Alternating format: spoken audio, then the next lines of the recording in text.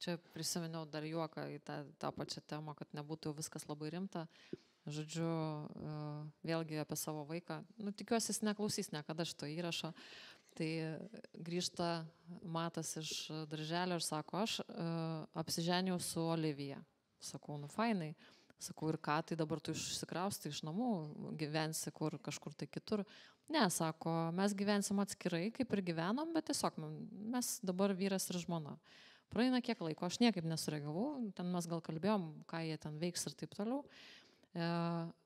Praeina kiek laiko, sakau, tai kaip Olivija laikosi, nu, jūs dar vyras ir žmona? Sako, ne. Sakau, kas atsitiko, jūs susiskyrėt? Taip, sako, nes man nebeįdomu, man labai sudėtinga, sako, su ja. Sakau, tai tu gal kažką kitą susiradai, nu, gal yra kažkas kitas? Taip, sako, aš gyvensiu su ąžuolu, nes man tai patogiau, nes jisai mane labiau supranta. Sakau, bet žinai, Matai, va tame ir yra visa laimė gyvenimo kartu, kai tave supranta.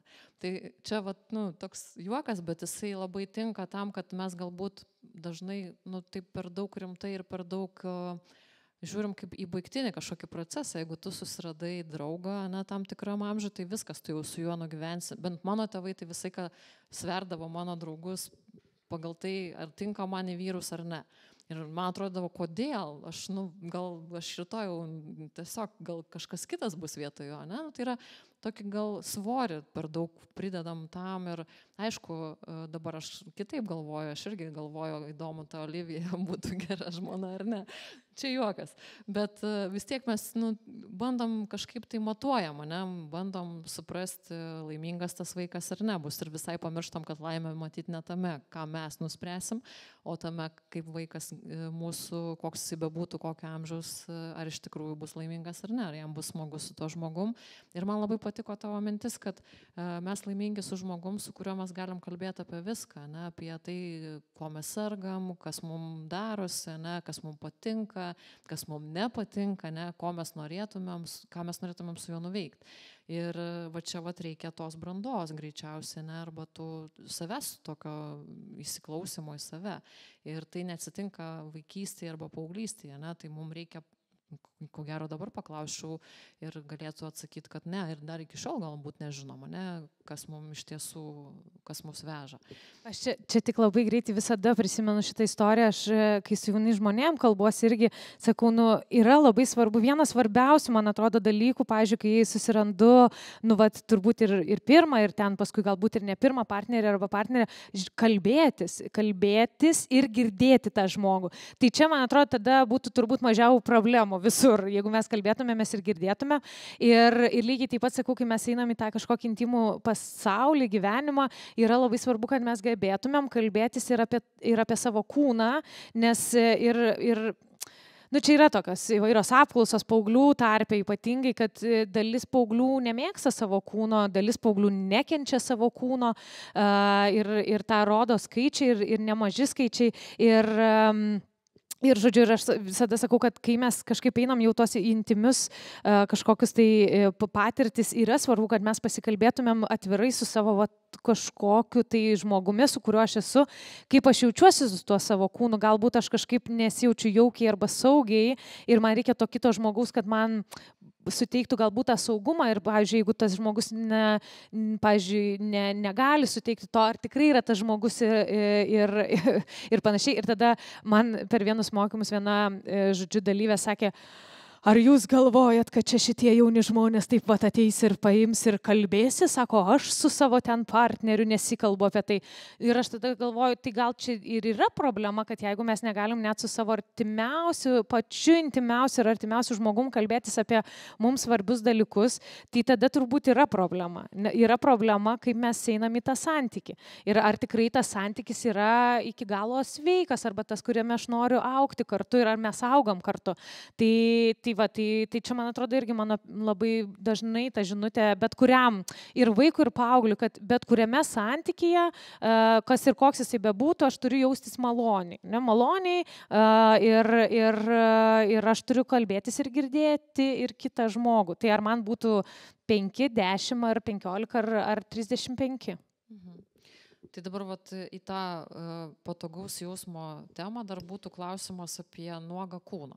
Ir koks klausimas yra, ir aš tarp kitko labai neretai girdžiu iš tėvų, tai yra kiek yra normalu namuose tėčiui, mamai ir vaikam būti nuogiem ir kartu ten maudytis, kartu galbūt praeiti, persirengti prie jų.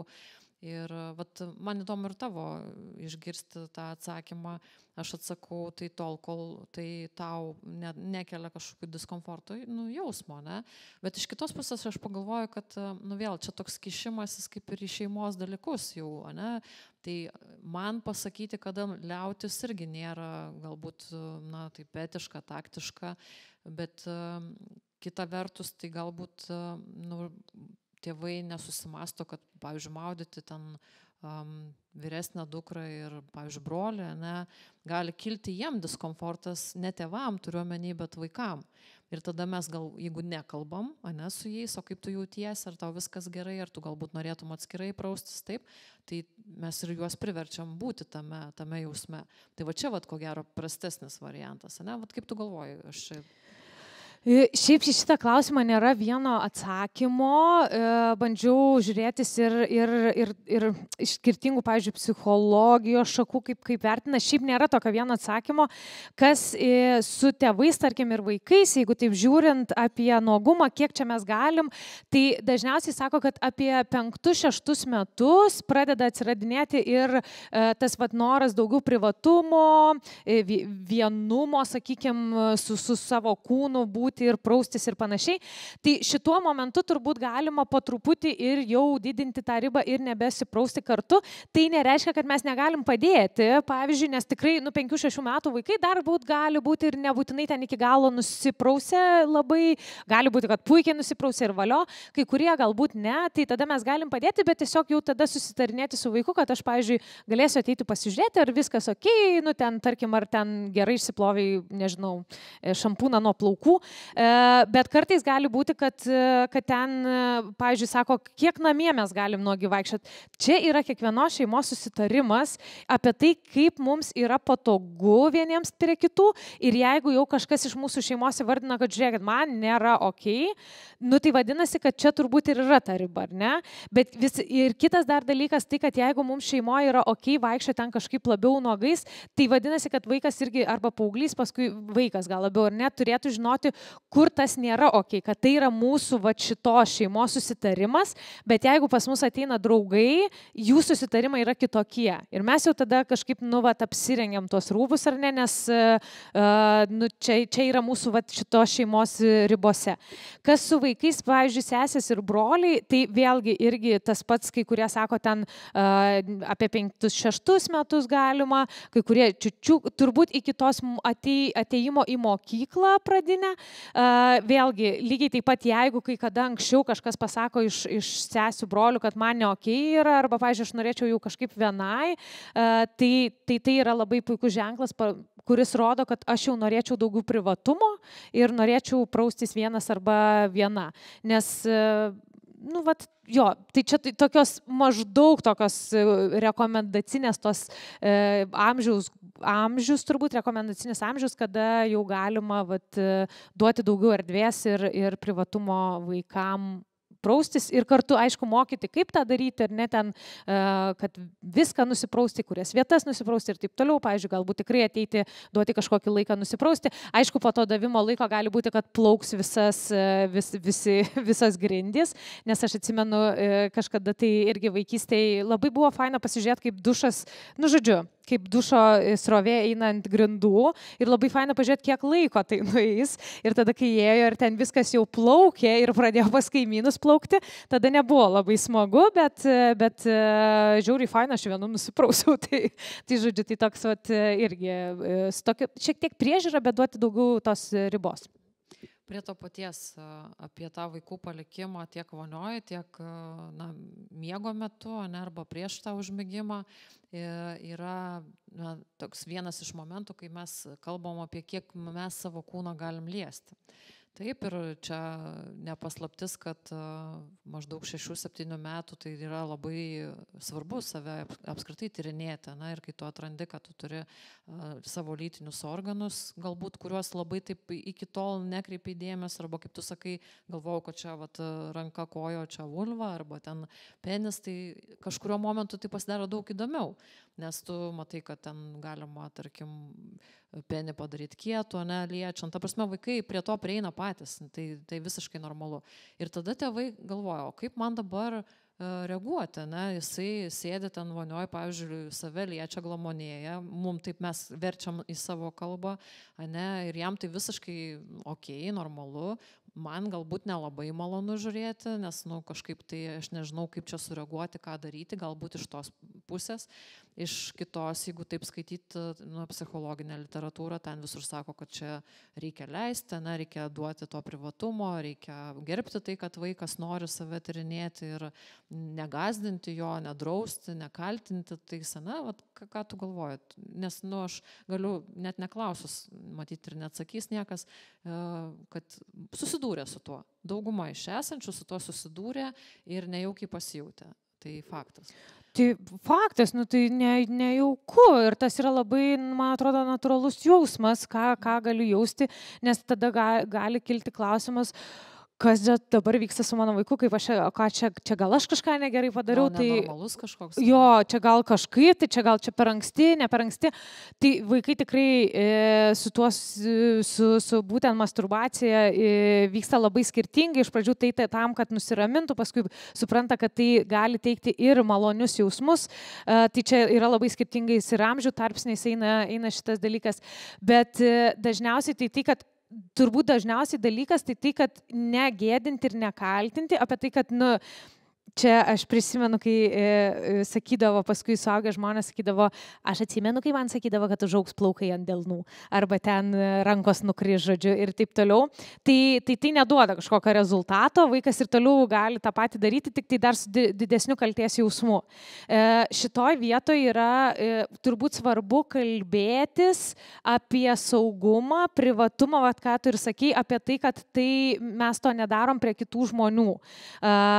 Nes gali būti, kad jeigu mes šito nepasakom, tada gali tai atsirasti, pavyzdžiui, ir klasiai, ir kitose vietose, nes tiesiog aš to nežinau, kad to negalima daryti prie kitų žmonių. Tai, kad mes tą darom kažkur tai privačiai ar ne. Ir lygiai taip pat kalbėti apie tai, kad apie savo visų ir įskaitant lytinių organų saugumą, nes čia kaip dažnai yra sakoma, koks tas žodis yra, kai daug kartų, pavyzdžiui, yra masturbuojamas ar ne, tai kenkia lygiai taip pat ir gali kenkti ir mūsų kūnui, nes galima sužaloti kūną, ar ne, galima nubrozdinti kūną ir tas dar teikia ir skausmą, ar ne. Tai lygiai taip pat kalbėtis apie tai, kad to mes nedarom dažnai, ar ne, ir kad nedarom visiškai niekur kitur, išskyrus ten, pavyzdžiui, namus, sakykime, jeigu taip privačioj vietoje, ar ne, kad niekas kitas mūsų nematytų, tai tas bent jau gali suteikti šiokio tokio saugumo, kad tai nebus kažkur daroma viešai. Viešai prie kitų žmonių ir kad tai nepereis į kažkokią tai priklausomybę. Bet čia jau irgi turbūt yra svarbu ir pastebėti, kaip dažnai tai yra daroma, nes jeigu čia dažnai sako, o kas yra dažnai? Dažnai yra tada, kai masturbacija iš esmės nebeleidžia mėgautis kasdieniu gyvenimu. Kad vietoj žaidimo yra liečiami lytiniai organai, vietoj ėjimo į kiemą yra liekama namuose ir, žodžiu, ten privačiai kažkas tai vyksta.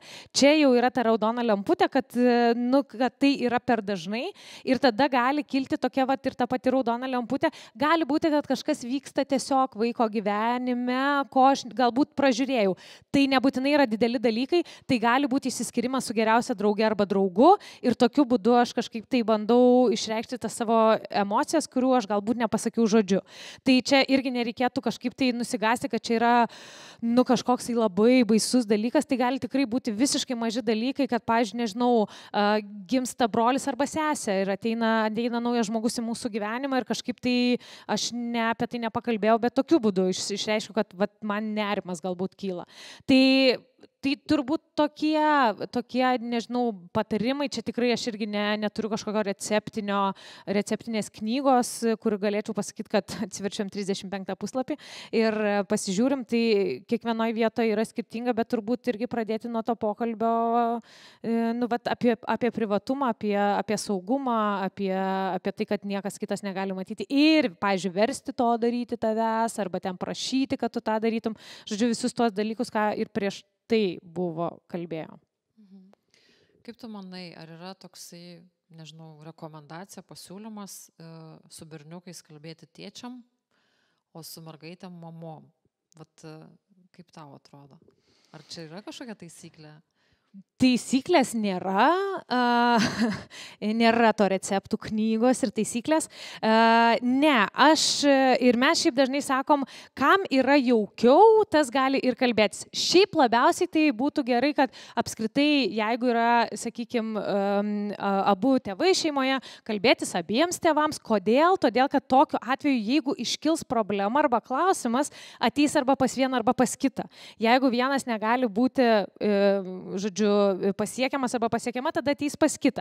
Kitas dalykas, kartais vaikai auga, pavyzdžiui, su vienu iš tėvų, ar ne? Tai tada, tai aš dažnai tada klausiu, o tai gerai, o tai jeigu, pavyzdžiui, berniukas gyvena su mama tik tai ką tada daryti? Kviesti, ką nors, kaimyną, tikit pašnekėt. Tai ne, tai tada vis tiek tu jumi ir šnekiesigi. Tai čia dėl to tos tokios taisyklės ir nėra. Dažnai kažkuriam, tik tai, aišku, čia tas, kur jaukiau būna, tai kartais būna, žodžiu, ateini, pavyzdžiui, su suaugusiu, sako, čia aš sakau, kad čia eitų pašnekėti, nes man tai nejauku.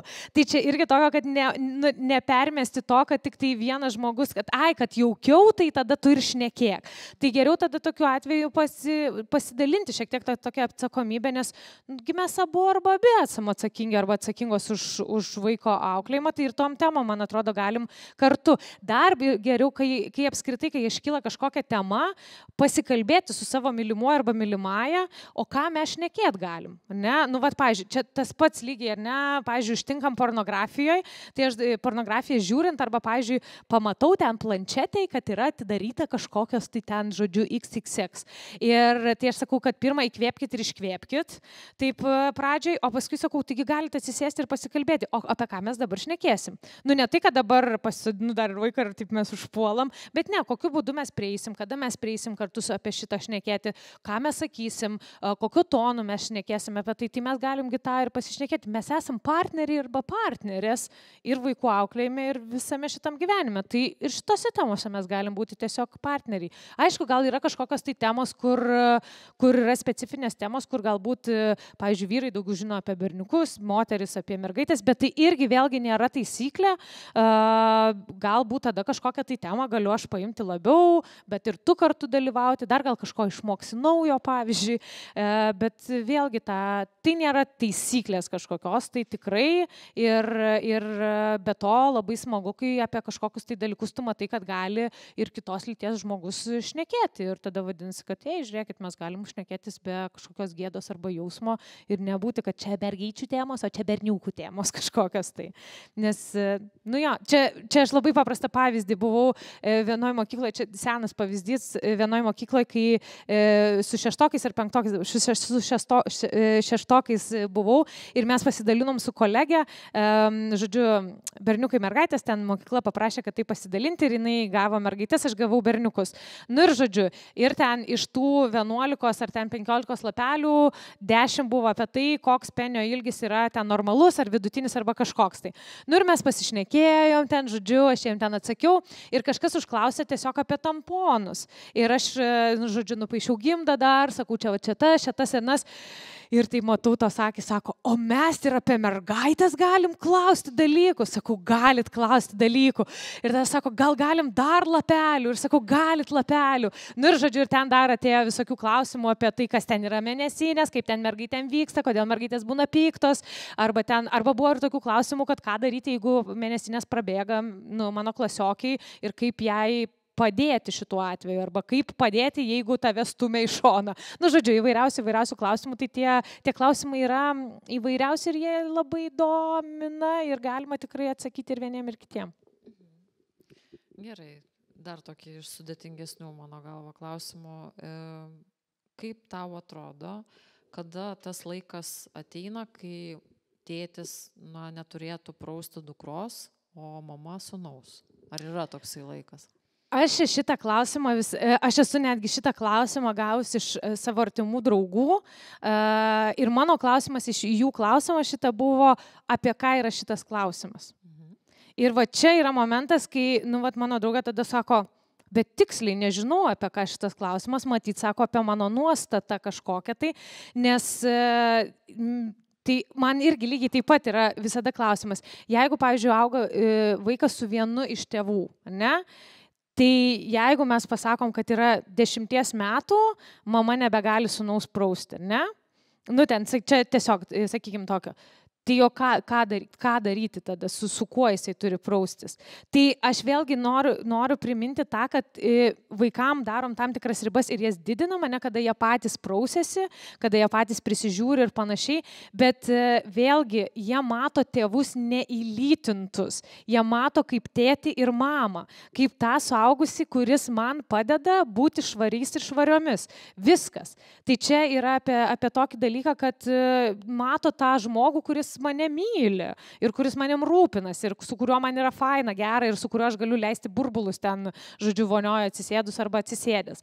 Tai čia yra turbūt klausimas, apie ką yra šitas klausimas, apie kokią mano nuostatą, nes vaikai, kaip ir sakiau, vaikai nemato kažkokių tai einančių seksualizuotų kūnų, jie mato mamą ir tėtį. Viskas. Tai čia, kada jau nustojat prausti apskritai, tai tada nustojat ir prausti kažkurį tai iš vaikų. Man tai, žinai, kaip tam rutinų ir atsakomybių ir pareigų nacijui, tai čia iš karto vienintelė mintis kyla, o kam reikia iki tam tikro amžiaus prausti, ne, tą vaiką, nes, kaip ir toks tikslas būtų padaryti jį savarankišku, kaip įmanoma, nežinau, paprasčiau, greičiau, priimtiniau jam pačiam ir tėvam tiem patiem. Tai matyti ir yra, ateina tas momentas 6-7 metai ir įvyksta tas lūžis, kad vaikas kuo toliau, tuo daugiau pats apsitarnauja, ne, ir to net nereikia to klausti, ne. Bet, jeigu klausia, tai matyti įdomu ir... Man atrodo, visi klausimai yra svarbus, nes jie gali kilti ir turbūt, jeigu kyla kažkam, tai kažkas irgi gali būti, kad sėdi ir galvoja apie tą klausimą, tai labai, labai svarbu turbūt pasakyti, kad viskas yra ok ir vaikai tikrai dažnai patys parodo, kada jau ten jiem reikia to daugiau privatumo arba noro būti savarankiškais ir savarankiškom. Nes čia irgi apie savarankiškumą yra apie buvimą ir pradėjimą būti suaugusiu žmogum. Nes ko turbūt skiriasi ir man atrodo yra tas toksai supratimas, kad suaugęs žmogus yra savarankiškas ir jam niekas neliepia nieko arba ten nerodo, kaip daryti. Tai turbūt vaikai ir eina link to ir po truputį auga į tą būtent suaugusį žmogų po truputį. Gerai, tai dabar metas auditorijai klausti to, ko mes dar neatsakėm. Ir manau, kad jūs turit pilną teisę užduoti klausimus, kurių mes čia dar neaptariam. Dėja, bet užrašytų aš jų daugiau neturiu. Čia jūs patys kalti, kad neparašėt. Bet gal be klausant mūsų kilo kažkokių tai... Monika, gal nori mikrofoną?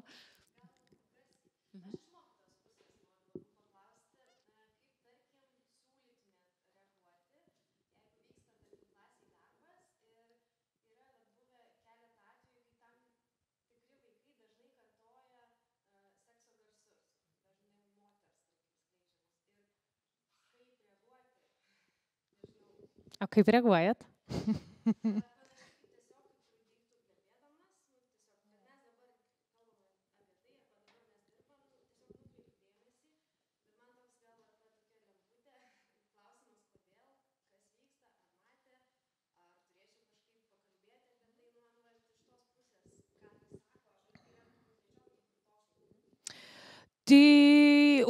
tai nebūtinai reiškia, kad jums reikia dabar sustabdyti pamoką ir šnekėti, ar ne, bet galit duoti savo laiko ir paklausti, apie ką yra šitie garsai, nu, va, apie ką, ar ne, nes čia iš tikrųjų, iš kur aš dabar galvoju, iš kažkur tai girdėjus istoriją su, kad ten, žodžiu, atrodė kaip aimanos, o iš tikrųjų kažkokio filmuko, kažkokia ten, nu, žodžiu, personažas skleidė tuos garsus ir, žodžiu, jie prisižiūrėjo to filmuko, kuris yra visiškai filmukas.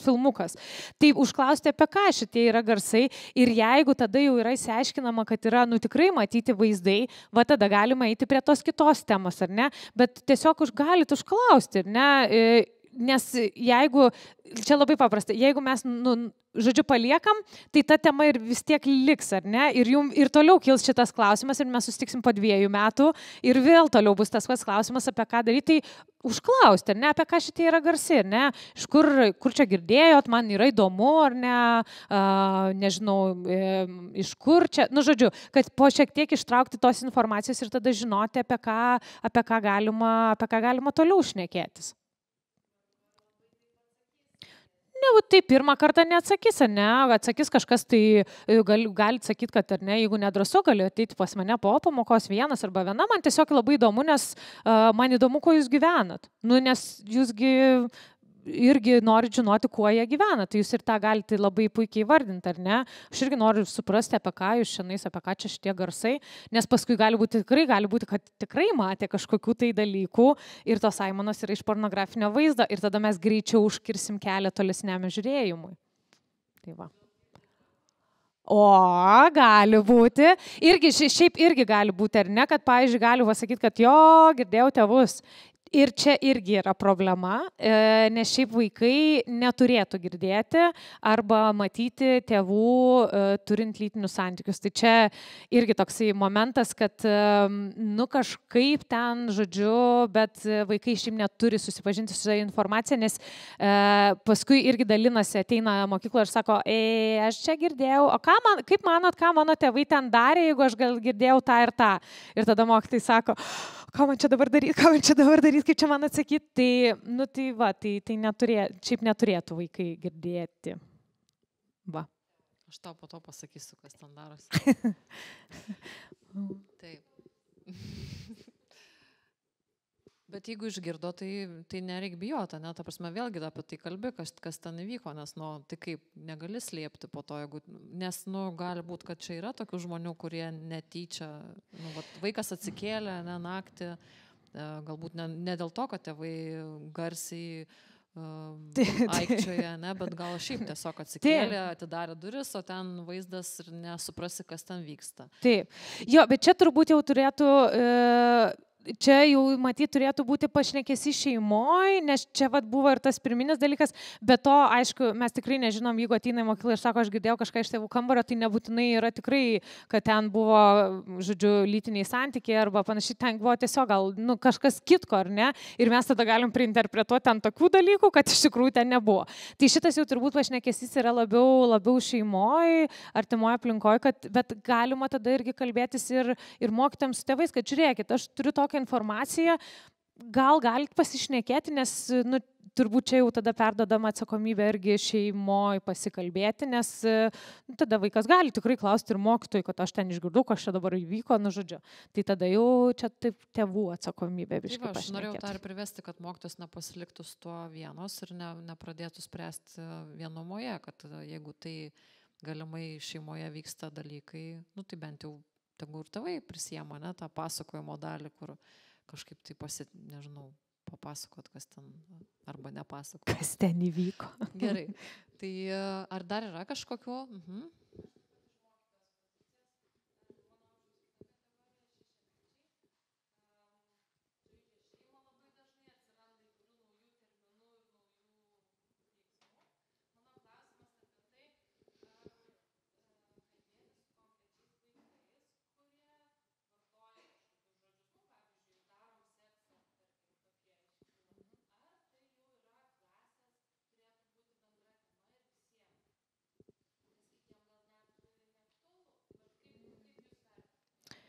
Šiaip tai galima pasišnekėti ir su tais vaikais apskritai, kaip tu jautiesi, iš kur šitie žodžiai atsirado, kur tu juos girdėjai, kodėl tu juos nori vartoti.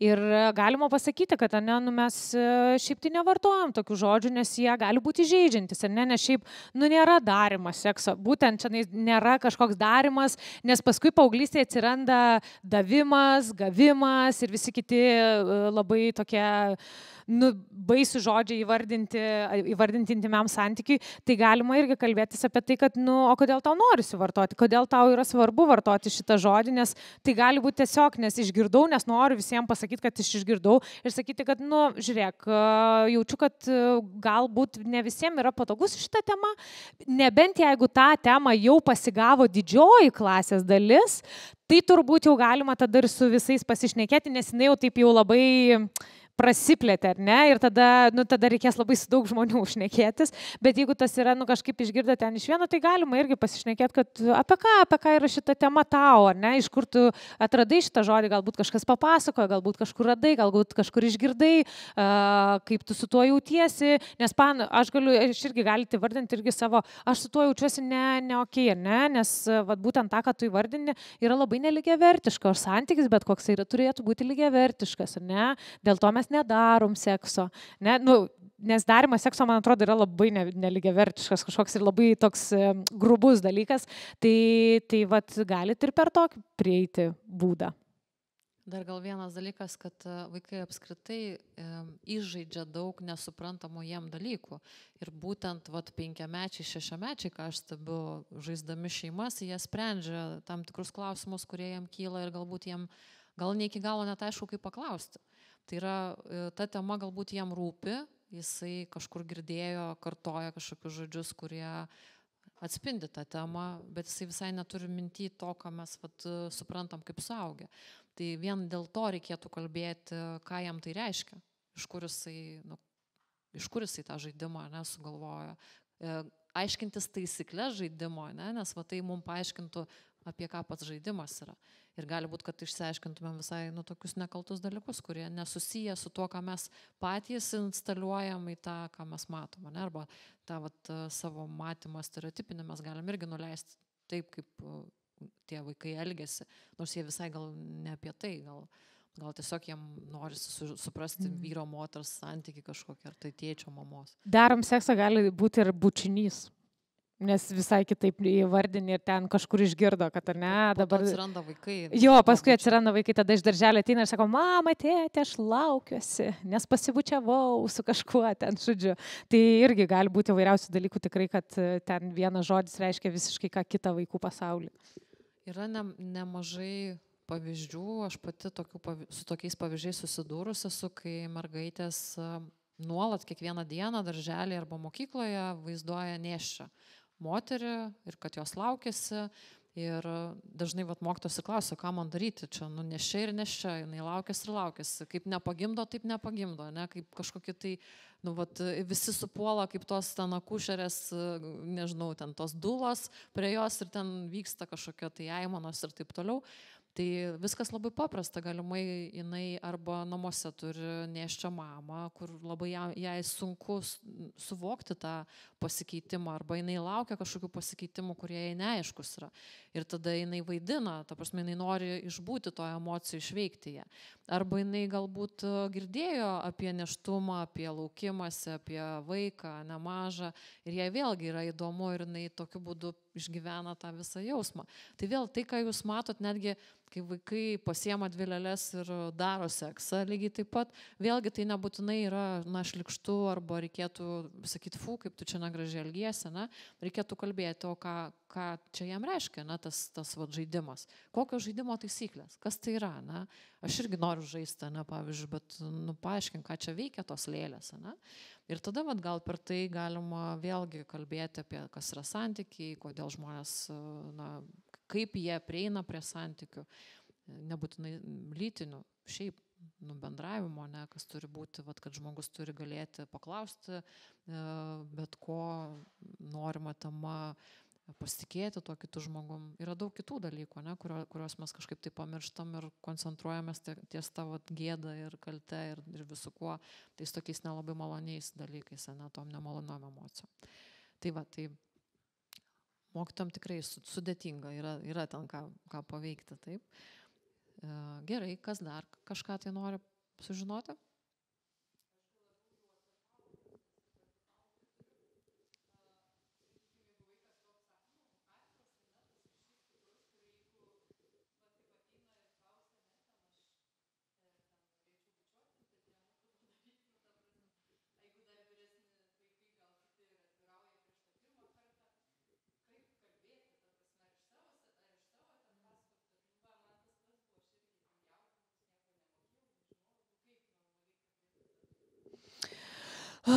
Aš tai, kaip dėl to jautiesi.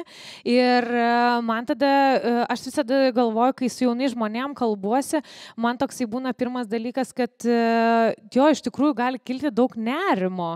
Džiauriai gali kilti daug nerimo, nes ypatingai, jeigu, pavyzdžiui, pirmas bučinys, gali būti, kad prieš tą pirmą bučinį tau mintise suksis trilijonas minčių.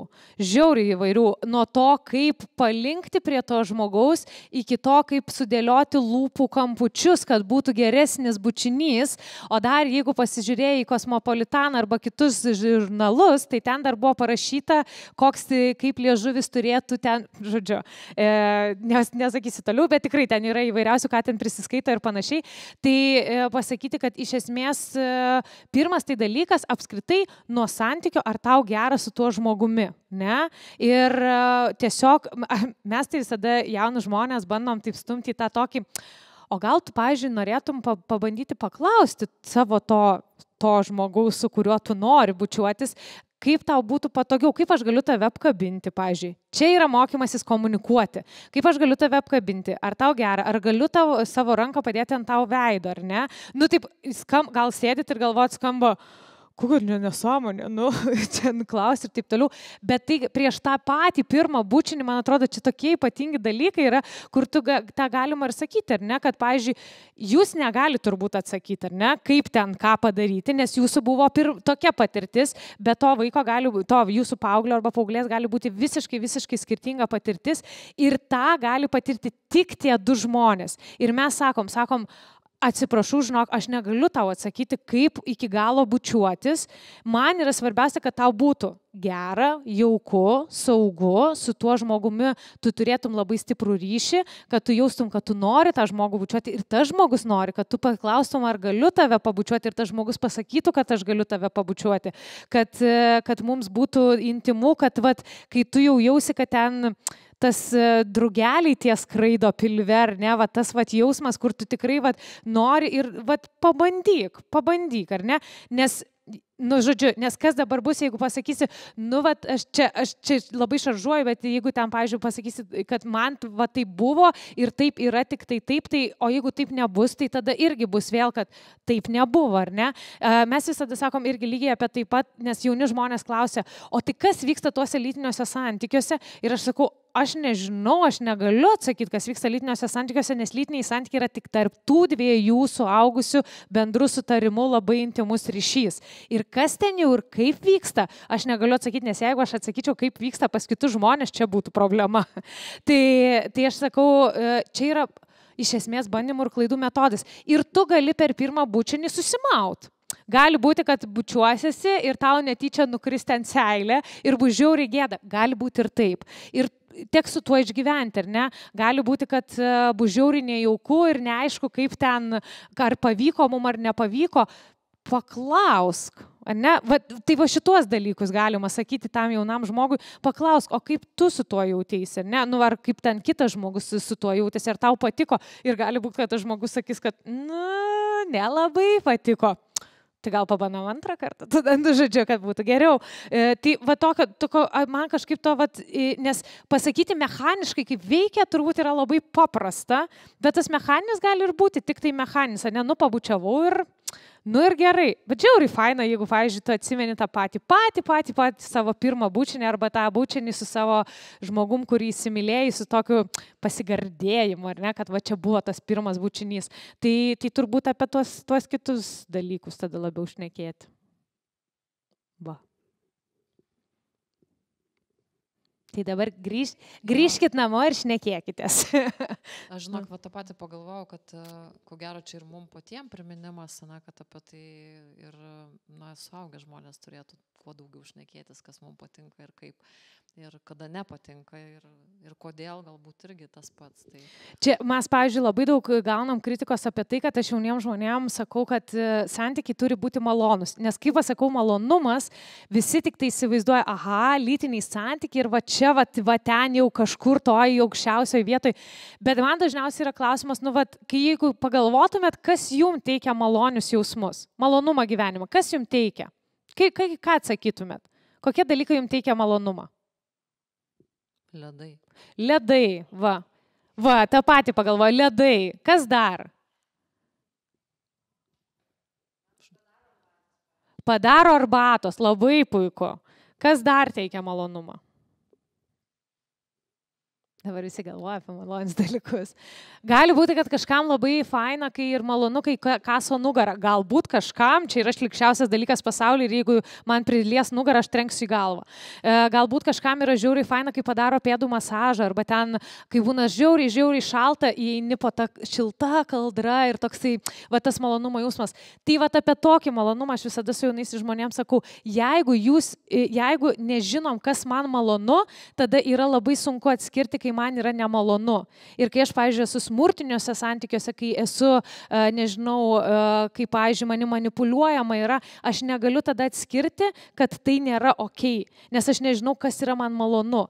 Ir va, aš apie tai ir šneku ir toliau aš su jaunai žmonėms šnekėsiu apie tai, kad yra svarbu suprasti, kas tau malonu gyvenime, nes malonumas ir yra va, tas jausmas, kai yra labai karšta ir aš iššoku į ežerą. Va čia yra malonumas ir jisai turi būti bet kuriam santykiui. Ir draugiškam, ir romantiniam, ir intimiam, ir mano kūnas iškart parodo, jeigu man yra neokei kažkas, jeigu aš moku ir suprantu, kad man kažkoks toks nemalonus jausmas, jeigu man tarp šalia to žmogus kažkaip norisi taip darytis, kažkaip muistytis ir taip toliau, tai jau yra visiška raudona lemputė, kad kažkas vyksta tame dalyke. Tai už tai ir man atrodo yra labai svarbu įvardinti galų gale su bet kuriuo. Čia yra pats sunkiausias turbūt dalykas, pavyzdžiui, pasakyti savo draugam, paauglystėj, o paskui ir saugystėj, kad man žiauriai nemalonu, kai tu su manim taip elgiesi. Arba man nepatinka, kai tu su manim elgiesi. Tai tragedija gali būti, ne? Tu gali iš viso netekti savo draugų ir ten, nežinau, ir ten bus pasaulio pabaiga. Bet čia yra mokymasis kalbėti, nes paskui aš ateinu su savo mylimuoju ir sakau, atsiprašau, gerai, neatsiprašau, atsiprašyti turbūt nereikia, bet sakyti, man nepatinka, man nėra malonu, man būtų maloniau, jeigu tu mane apkabintum taip. Aš čia turiu visišką vieną pasidalinimą.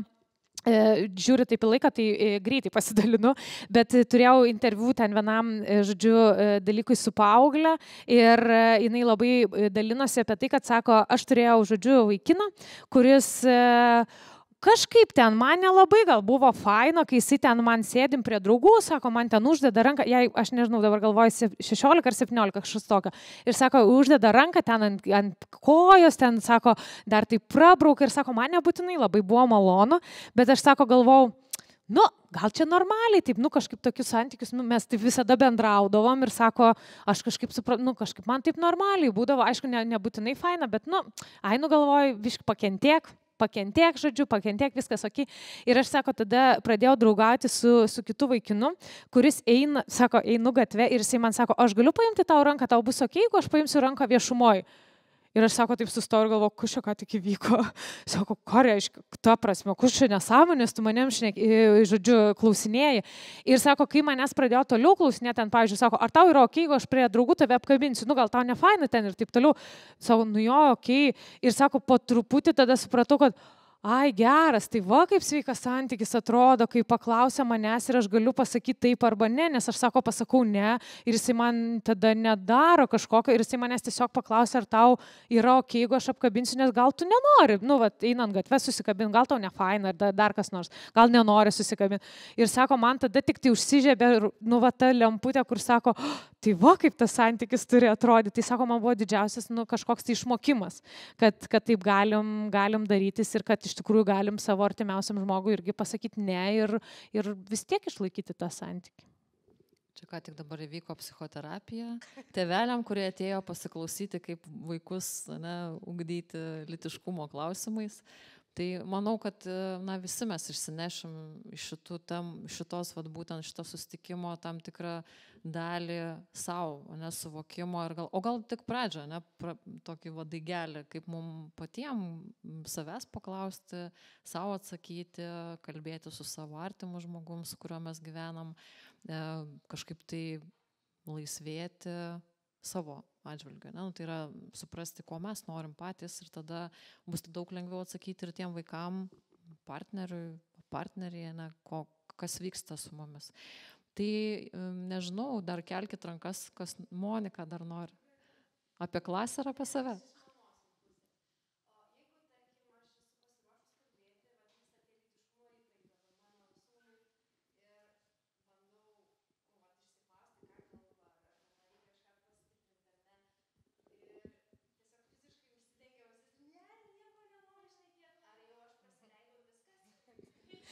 Ne, mama, ne dabar, nekalbėk su manim, ne tėti ir tu nekalbėk.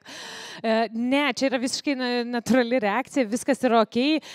Jūs tikrai galite irgi lygiai taip pat, karts nuo karto užmesti ant tokius, plaunat indus ir sakyt, kaip tau darželį santykiai, čia, ten, žodžiu, feiri daras, žodžiu, ir užklausti. Viskas yra okei, jūs jau rodot, kad gali ateiti ir kad, jūs esate atvira. Ir gali būti, kad tikrai bus momentas, kai sakys, o Jėzau, ir vėl šitą temą nenori nieko girdėti, tai gali būti ir taip, viskas su tuo yra okei, tik tai vis tiek nepameskit, ten netyčia nupirkit kokią nors knygą ir taip pat padėkit ant stalo, ten žinot. Nes nežiauriai, bet pirkit ir jeigu berniukas, tai pirkit ir mergaičių, abi knygas.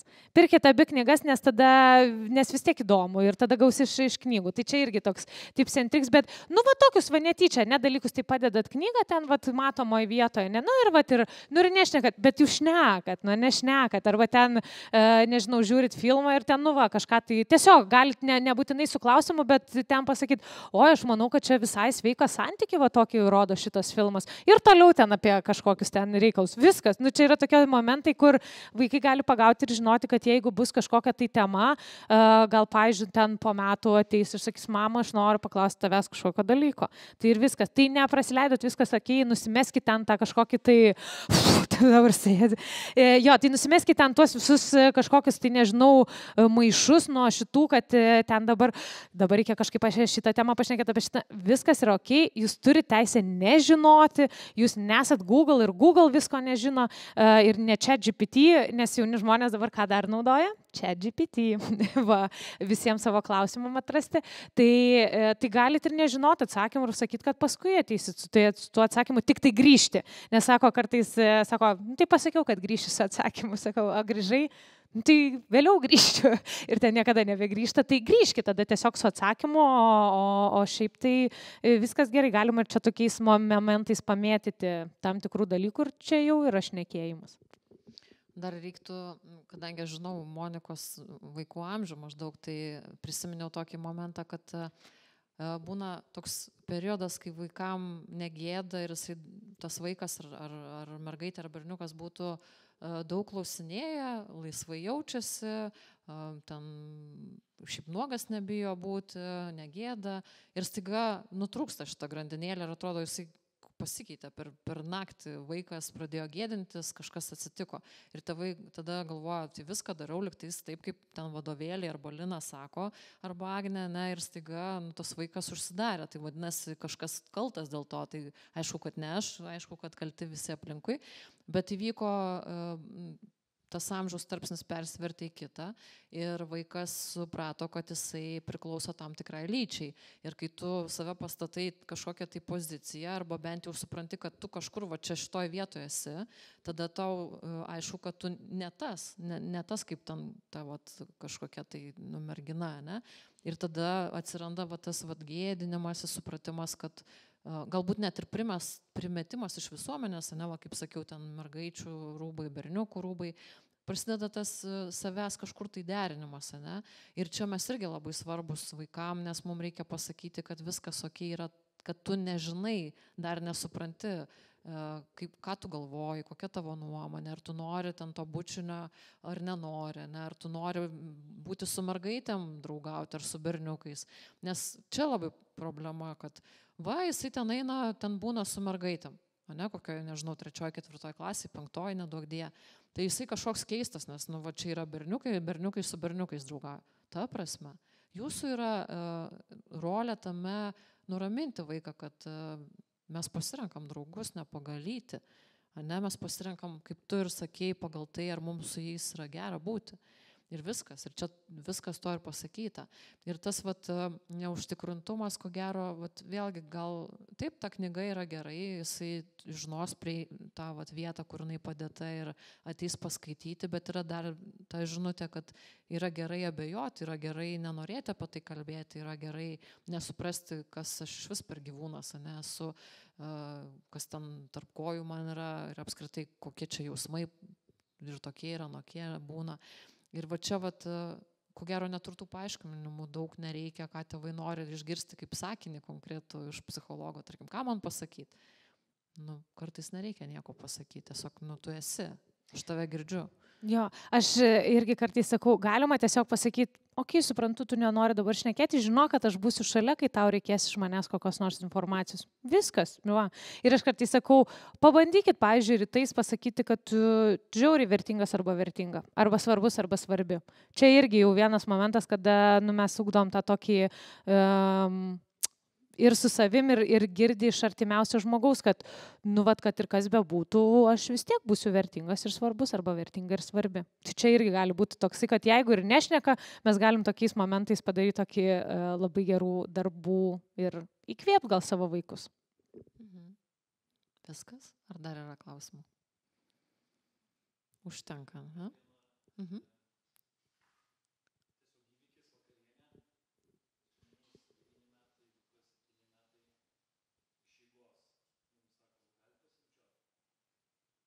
Jums, ta prasme?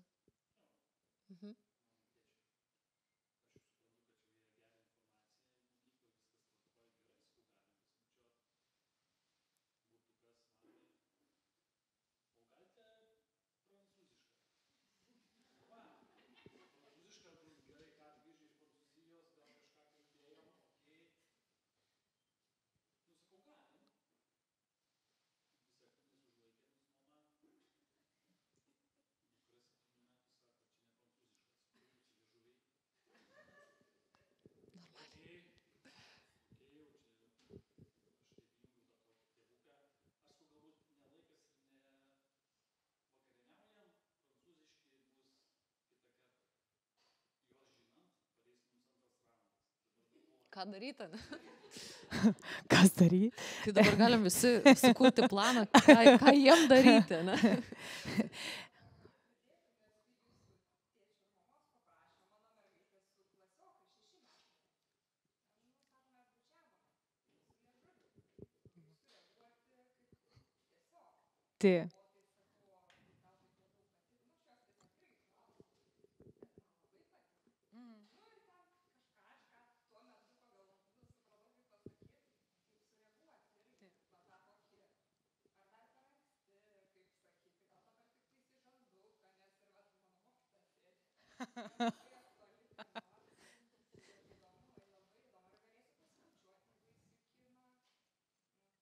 Tai.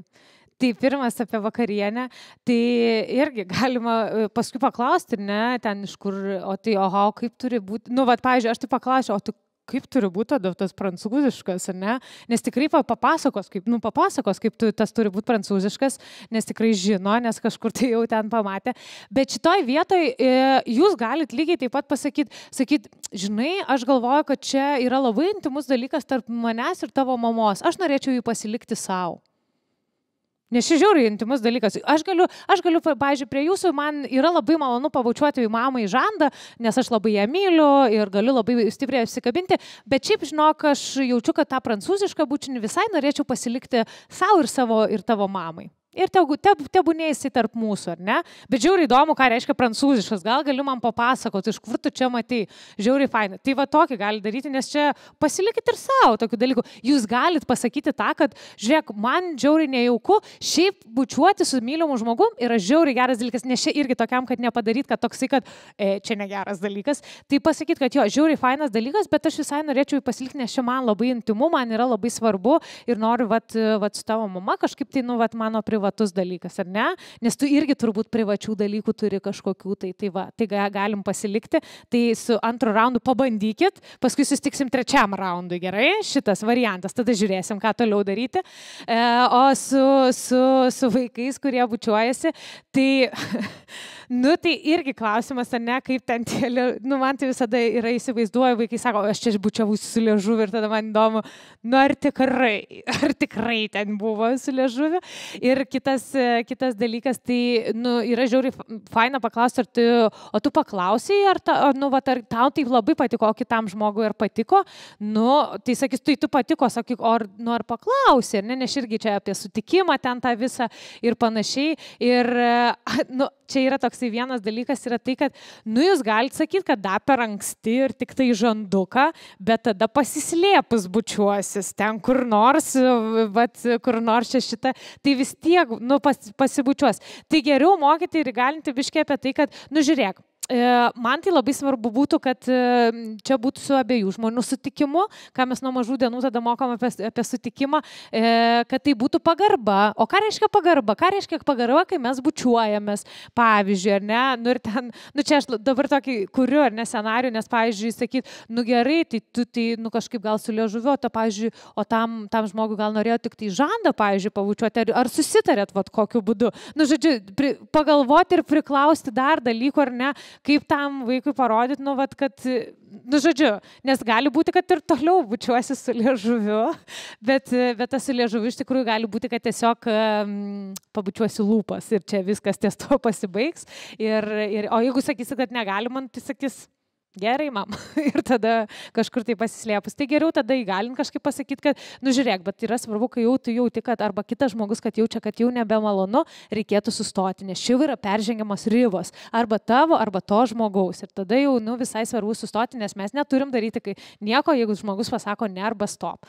Ne, tai va, tai tokius pabandykit šitą, paskui vėl sustiksim, pažiūrėsim, kaip veikia, tada toliau antrą raundą. Čia trečias raundas bus, čia antras raundas bus. Man, žinai, dar kilo tokia mintis, kad, nu, čia toksai bučinys pagal užsakymą. Tai galbūt ir apie tai reikėtų kalbėti su vaikais, kad negalėtų sukurti dirbtinai tos nuotaikos, ne, kai tu romantiškai bučiuojasi. Tai turi būti jausmas, tai turi būti vieta, tai turi būti abipusių tokių, nu, vat, noro, ne. Nesvarbu, kad tai tėvai. Tai nereiškia, kad jie bet kada, bet kuriuo momentu gali daryti, na, nu, kažkokius romantiškus veiksmus. Tai vėlgi galbūt tai yra tema, nes greičiausiai vaikui įdomu, kaip tai atrodo ir jisai, gerai, kad jisai kreipiasi į jūs, neina žiūrėti, na, kažkokio įrašo filmo ieškot, bet iš kitos pusės jisai turi irgi tą žinutę suprasti, kad ne pagal užsakymą vyksta romantika, ne, tai turi būti, na, kažkokia, nežinau, kad ir žvakių šviesa, ne? Tai kodėl ne, galima praplėtoti tą temą, kada tie prancūziški bučiniai, jeigu jie tokie vadinasi, ne? Ir galbūt net ir paaiškinti, kad tai nėra, nu, vien tik tai, ne, kad tai turi ir gali būti ir kitokie santykiai, bet jie tikrai ne paliepus, ne, vyksta. Na, aš toksai kaip ir užsimaniau, dabar tėvai šoks, ne, kartu tango. Taip. Fainai. Taip. Ir gali būti, kad jums prancūziškas bučinys visai kitaip atrodo, negu filmuose. Nu taip. Atsimenu, kaip, man atrodo, arba Panelė, arba Kosmopolitanė būdavo net aprašyta, kaip atrodo prancūziškas, kaip paprastas ir taip toliau. Ir tada ten, žodžiu, visi bandydavosi. Čia iš serijos Vaiva atsako, ar kokie Taip, tie būdavo Panelės žurnalas. Tai gerai, kad mes esame, o ne Vaivos tie raudonieji puslapiai, nes geriau kažkaip tai tą informaciją jau pritaikyti šiuolaikiniai visuomeniai. Tai viskas, ar dar turite kažkokių tai ekstra klausimų? Jeigu jų ir atsirastų, tai dabar jau žinote, į ką kreiptis, ne? Na, aišku, ne visais klausimais, bet man tai tikrai galite parašyti, jeigu kažkokie kils idėjos grįžus namo ir, tarkim, išbandysite tai, ką Lina pasakojo ir nepavyks, ir reikės kažkokių tai korekcijų, tai visą laiką galite parašyti man ir pasikalbėti mes galim apie tai. Tai Lina, labai ačiū už pokalbį. Man pačiai buvo žiauriai įdomu, nes aš irgi savo kai ką atsakiau, kur aš galbūt abejoju dėl savo kompetencijų. Ir mano, tai ta tema yra, kur galim nuolat tobulėti, na?